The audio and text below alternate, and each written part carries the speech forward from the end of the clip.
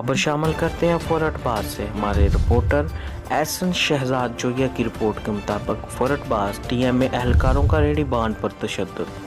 तफसीलात के मुताबिक टीएमए मुलाजिम का गरीब रेडी वाले पर जुल्म और गुंडागर्दी। टीएमओ का अपने दफ्तर बुलाकर गरीब रेडी वाले पर थप्पड़ों से बारिश।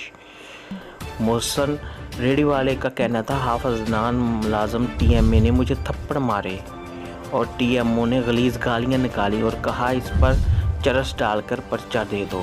मजीद मोहसन रेडी वाले का क्या कहना है, आइए आपको सुनाते हैं। जोईदा सानू ना बसदियां जिन्हें दिता जेडे जायज करते हैं सर उन्होंने लै जाते हैं, जेडे जायज ने उन्होंने पुछते हैं कि अगों ब्लैकमेल करते हैं कि सर सानू जाके अंदर जाके टीएमओ के सामने इन्होंने चन्ना मारियां, नाले टीएमओ नहीं गंदियां गालां कड्डियां करो बर्दाश्त सर कहते तुहाडे 1/2 किलो फीम पा के तेरे ते पर्चा दे देंगे।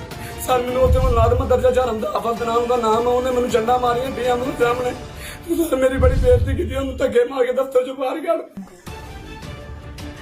ਅਸੀਂ ਬਹੁਤ ਪਰੇਸ਼ਾਨ ਹਾਂ, ਸਾਡਾ ਹੱਥ ਕੱਢਿਆ ਜਾਵੇ। ਸਾਰੇ ਬਲੈਕਮੇਲ ਕਰਦੇ ਲੋਕਾਂ ਨੂੰ ਗੁੰਡਾਗਰਦੀਆਂ ਨੂੰ ਸ਼ੁਰੂ ਕੀਤੀ ਹੋਈ ਆ। ਜਿਹਦਾ ਦਿਲ ਕਰਦਾ ਜਿਵੇਂ ਜਾਂਦੇ ਪਦਾਰਥ ਕੰਡੇ ਝੱਕਦੇ ਆ, ਵੱਡੇ ਚੱਕਦੇ, ਜਿਹੜੇ ਜਾਇਦ ਆ ਉਹਨਾਂ ਨੂੰ ਫੜ ਲੈਂਦੇ, ਜਿਹੜੇ ਜਾਇਦ ਉਹ ਭੱਜ ਜਾਂਦੇ। ਅੰਨਾ ਸਰ ਉਹਨਾਂ ਨੂੰ ਮਾਰਦੇ ਆ, ਫਿਰ ਤਜੀਜ਼ ਕਰਦੇ, ਫਿਰ ਕਹਿੰਦੇ ਆ ਤੁਹਾਨੂੰ ਜੀ ਇਹ ਕਰ ਦੇਂਗੇ, ਤੁਹਾਨੂੰ ਉਹ ਕਰ ਦੇਂਗੇ। ਸਾਡੀਆਂ ਮੂੰਹ ਕਰ ਸੀਗੇ, ਉਹਨਾਂ ਨੇ ਸਾਨੂੰ ਅੰਦਰ ਚੋਂ ਬੁਲਾਇਆ, ਜਾ ਕੇ ਅੰਦਰ 1/2 ਕਿਲੋ ਫੀਮ ਪਾ ਕੇ 1/2 ਕਿਲੋ ਸ਼ਰਫ ਪਾ ਕੇ ਤੇ ਪਰਚਾ ਦੇ ਦਿੰਦੇ। ਇਹ ਅੱਗੋਂ ਗਾਲਾਂ ਨਹੀਂ ਆਉਂਦੀਆਂ, ਗੰਦੀਆਂ ਗੱਡੀਆਂ ਮਾਵਾਂ ਨੇ, ਹੁਣ ਭੈਣਾਂ ਦੀਆਂ ਬੰਦੇ ਕੋਲ ਬਰਦਾਸ਼ਤ ਨਹੀਂ ਹੁੰਦੀ।